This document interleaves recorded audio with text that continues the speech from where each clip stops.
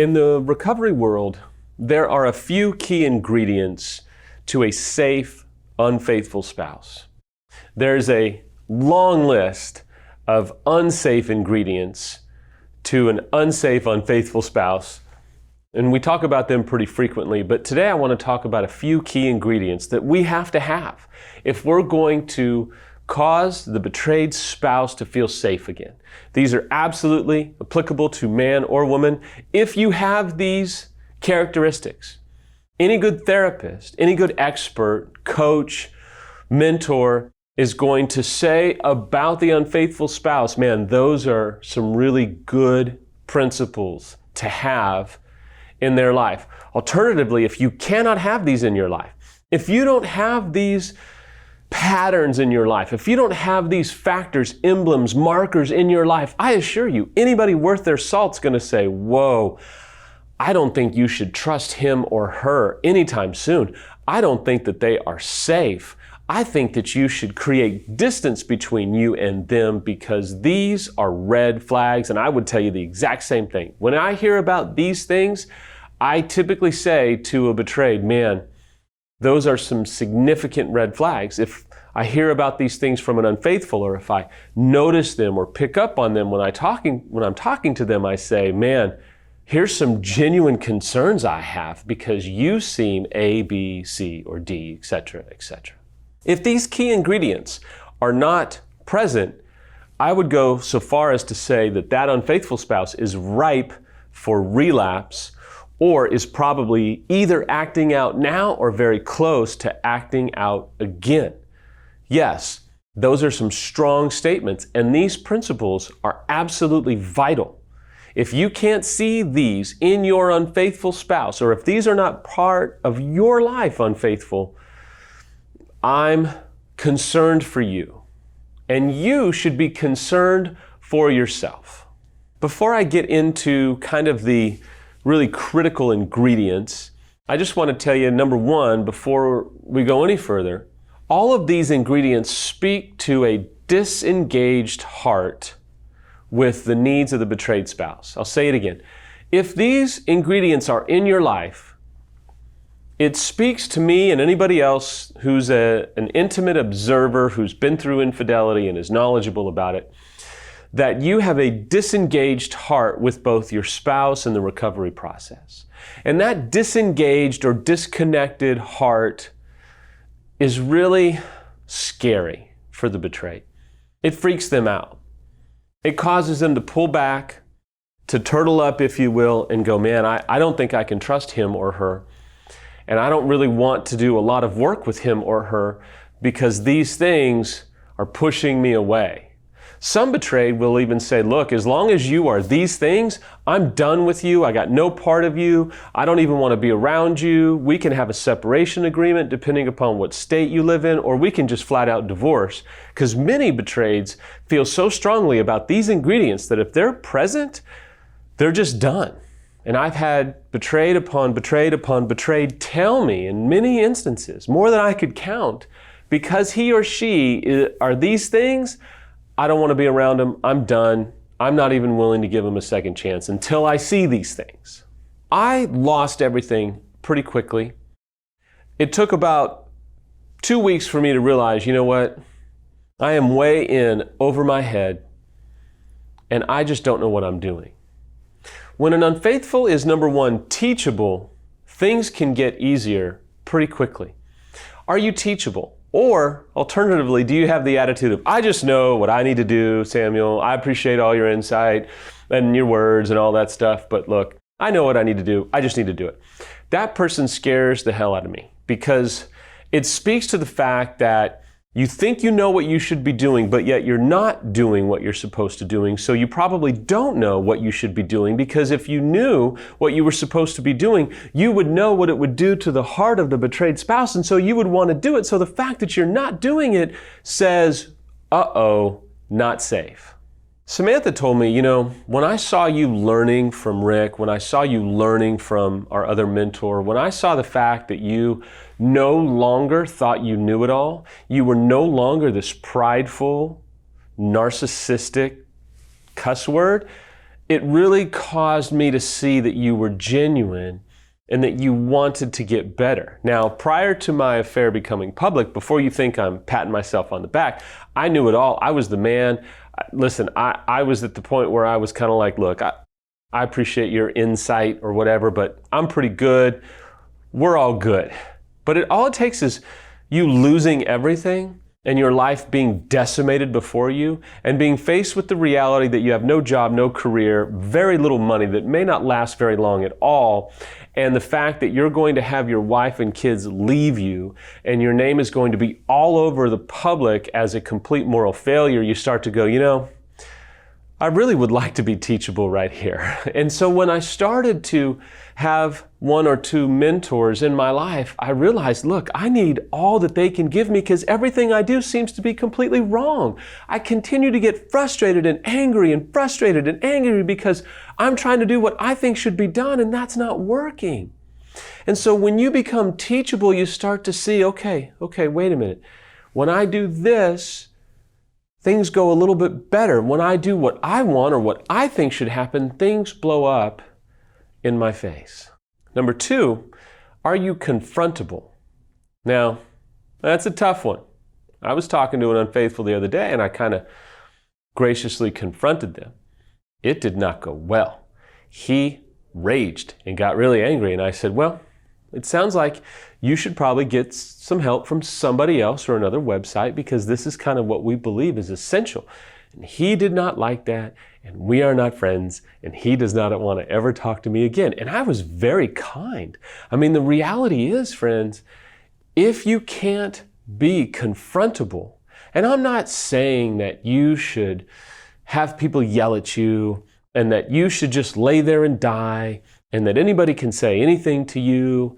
I'm not talking about that. You know, there's always this thought of, oh, let's take it to the extreme. No, but can you be confronted by your therapist? Can you be confronted by a mentor? Can you maybe be confronted in a video like this and not have you get angry and rise up and get mad and defensive and now I'm a jerk and everybody rah, rah, rah. Look, if you can't be confronted in a respectable way, then I'm sorry to say I think things are going to be very rough for you. I don't think that you're going to gain a lot of momentum, and I don't think that you're going to do a lot of things right in recovery because as soon as you do one thing wrong, you're confronted and now you're defensive and childish and angry and now you're bitter and now you don't want to do anything because nothing's ever good enough. It's never right. You're always unhappy. No, you just can't be confronted because you still have so much pride inside of you and it's killing you and it's killing your repair work and it's probably going to kill your relationship if you can't deal with it. Next is consistency. How consistent are you in your recovery work? Now, this is where I had some struggles. I would do good, and then I would get busy, I would get distracted, maybe even frustrated, tired, kind of get lost in work and business and trying to manage deals and customers and all that. And then I would maybe do something else, and I could tell that it just really wasn't sitting well with Samantha. And I would constantly kind of bang the drum of, look, I'm doing all this stuff. What about this and this and this? And I would say about 20% of it, Samantha did have to go, you know, he is trying to do A, B, and C. And she would say the same thing. About 20, maybe 30% of the time, there was maybe an inability at that time for Samantha to appreciate what I was doing, and that's a typical weakness of the betrayed spouse.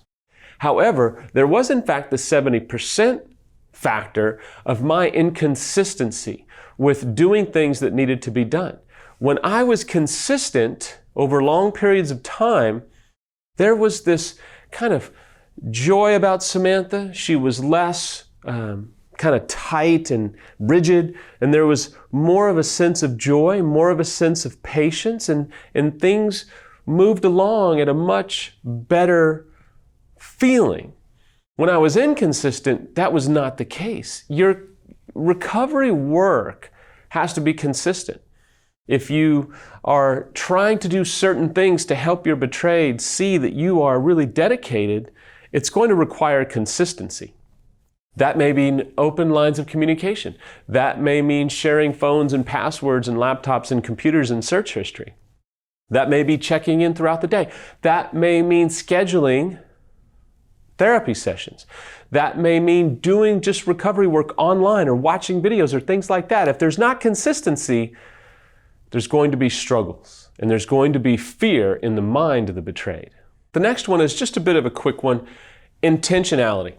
When's the last time you, the unfaithful, scheduled a therapy session? When's the last time you went online, maybe to our site or another site, and said, hey, I want to do this course with you? Or if the betrayed says, I don't want to do that course, well, I'm going to do this course for me. When's the last time that you didn't have to be chased down to do some repair work? When's the last time that you romanced your betrayed on your own? When's the last time you were intentional? When's the last time that you were resilient in your intentionality? Because what happens is we kind of look at their mood and go, oh, I don't think I should. And there's nothing wrong with discernment. But then there can be times where we think they're always moody, they're never happy, they never say yes, they're always blah, blah, blah. But you know what? You're going to have to be intentional and say, hey, would you like to read tonight? What if we read this week? Let's do this. What do you think about doing this? And every situation's different. But when there is a mutual communication and the lines of communication are open and there seems to be some safety, how intentional are you being to do repair work and to build intimacy, not physical, emotional, with your spouse or your partner? Finally, and this was the biggest no-nonsense of Samantha's conditions for me to move back in early on.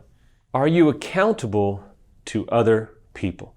Obviously, it needs to be same sex. She absolutely mandated that I would be accountable to two people. My best friend, who was the only friend that stuck with me, and Rick. So I was to meet with Rick regularly. Rick understood the situation, and so he was a little bit more available to me 14 years ago than he can be now, obviously. But I was accountable to those two individuals, and if I was not accountable to them, I could not move back home. I'm accountable still to this day to 4 gentlemen in my life. Those 4 people I can talk with, and I talk to all of them every week, some of them several times a week. They're great buddies. They're not taskmasters, but they are people that I'm accountable to.